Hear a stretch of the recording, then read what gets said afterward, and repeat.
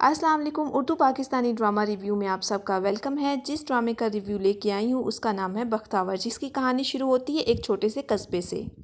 बख्तावर और उसकी बहन सबसे पहले सीन में दिखाया गया है। एक है बख्तावर और उसकी बहन जिसका नाम है नसीमा। इन दोनों बहनों में बहुत प्यार दिखाया गया और बख्तावर अपनी बहन को समझती है अपनी माँ की जगह पे।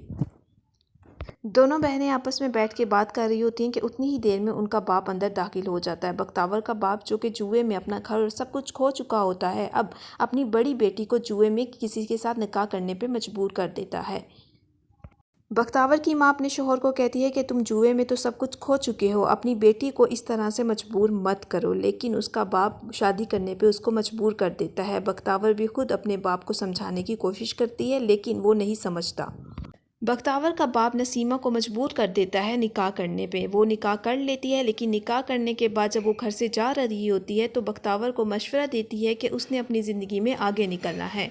वक्त इसी तरह गुजर जाता है। बख्तावर कई मौक़ों पर अपनी बहन को याद करते हुए दिखाई गई है।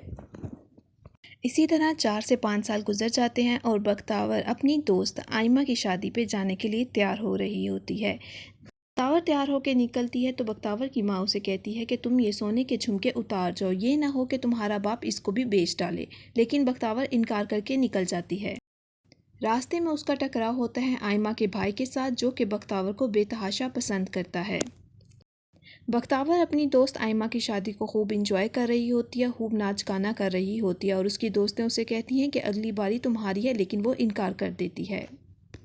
ये है आयमा का भाई, जो कि बख्तावर को पसंद करता है और इसी शादी पे मौजूद होती हैं बख्तावर की मामी, जो बख्तावर के डांस करने को बिल्कुल पसंद नहीं करती।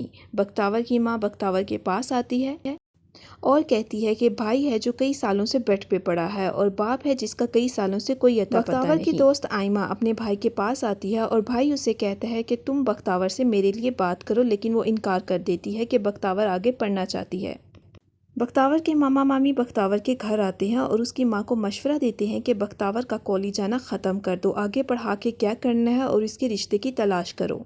मामा मामी अपने बेटे के लिए बख्तावर की माँ से बख्तावर का हाथ मांगते हैं और बख्तावर की माँ कुछ वक्त मांग लेती है। बख्तावर का मामा कहता है कि हम क्या ठीक कर रहे हैं, क्योंकि बख्तावर के घर का बहुत सा खर्चा मामा मामी ने उठा रखा है, इसीलिए मामी चाहती है कि बख्तावर का रिश्ता उसके मजदूर बेटे के साथ हो जाए। बख्तावर की माँ बख्तावर से रिश्ते की बात करती है और बख्तावर इस रिश्ते से साफ इनकार कर देती है। मामा मामी को जब बख्तावर के इनकार का पता चलता है तो वो बदला लेने का ठान लेते हैं।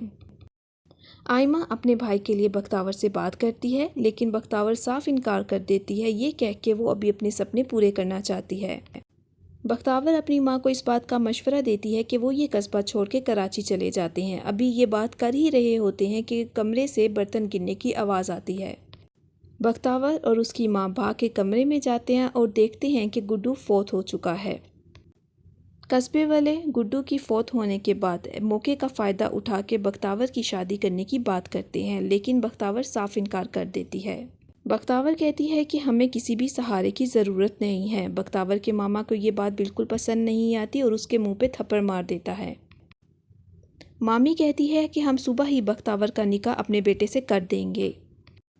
मामी अगले ही दिन बख्तावर को ज़बरदस्ती अपने बेटे के लिए मांग लेती हैं, जिस पे बख्तावर बहुत अफसुर्दा होती है। अगले सीन में दिखाया गया है कि बख्तावर इस मंगनी से जान छुड़ाने के लिए अपना सारा सामान बांधती है और कराची के लिए तैयारी करती है। बख्तावर और उसकी माँ आहद की मदद से कराची निकल जाने की तैयारी करते हैं। आहद उनको टिकट्स लेके देता है और उनको बस में बिठा देता है।